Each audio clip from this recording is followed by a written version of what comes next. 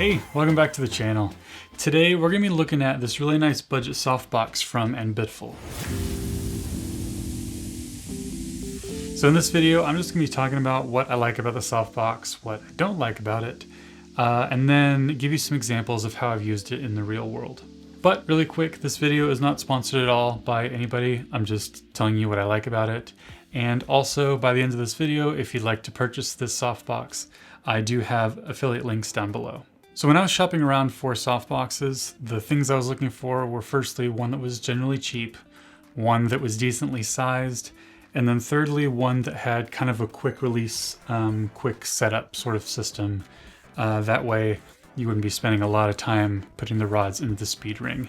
And this one kind of fit the bill. The first thing that I do like about it is that it is a pretty light softbox. It's not overly heavy, and I don't feel like it's ever weighing down any of my lights when I'm using it. And even though it's light, the build quality is actually pretty nice. The bones mount section is all metal, and then the outside ring is kind of a heavy-duty plastic that almost feels like metal. The rods are plastic, and then you have your standard kind of nylon material for the outside of the softbox as well as the diffusion pieces inside. And what's kind of nice about the softbox too is that even though it's decently sized, it's not overly deep. A lot of softboxes, I feel like when they are bigger, they are deeper, which I do know kind of narrows the light and makes it more controllable. But with this softbox, it's much more shallow, which does allow me to fit it in tighter spaces more easily. And like I said, it is a very fast softbox to set up and to tear down. It just has these little notches that you will undo, and you do that all the way around, and then it just snaps back into place whenever you are ready to set it up. And when looking around for softboxes that had a more kind of quick setup sort of system, I did find that they are generally more expensive.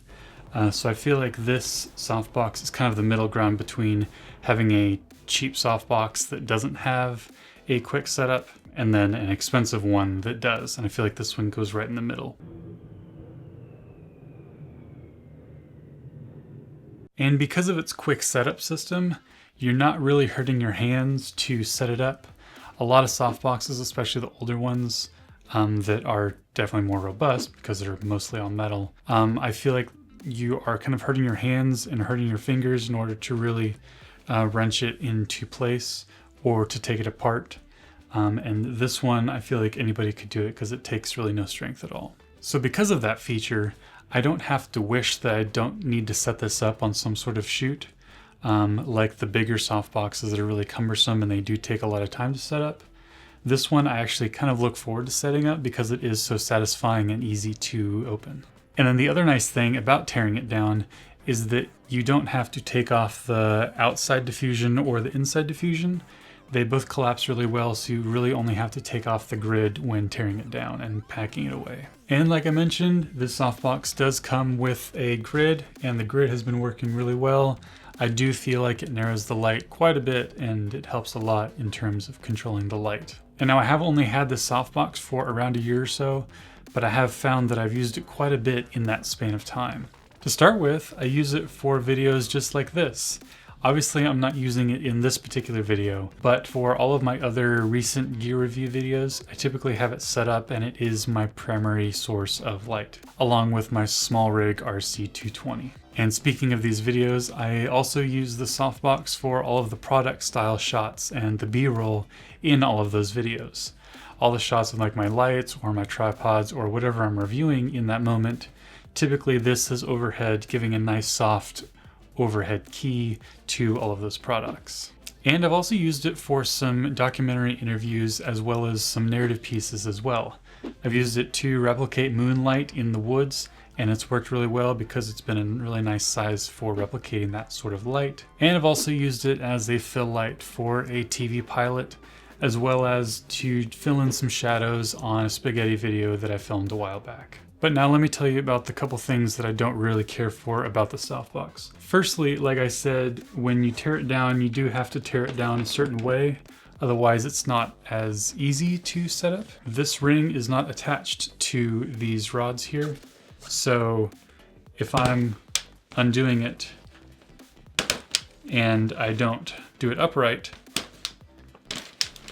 the whole thing will slide off and I have to re-put in all the rods into these sockets. It's not breaking it, it's just a little bit inconvenient, especially if I want to be fast with it. So typically what I'll have to do when I am tearing it down is I will put it on the floor, making sure that the gravity is always pulling this down, and then when it's loosening, all of the rods don't slip out. And then I can put it in the bag and it's fine. So then when I'm taking it out of the bag to set it up, hopefully I put it in correctly so that this is facing towards the opening of the bag.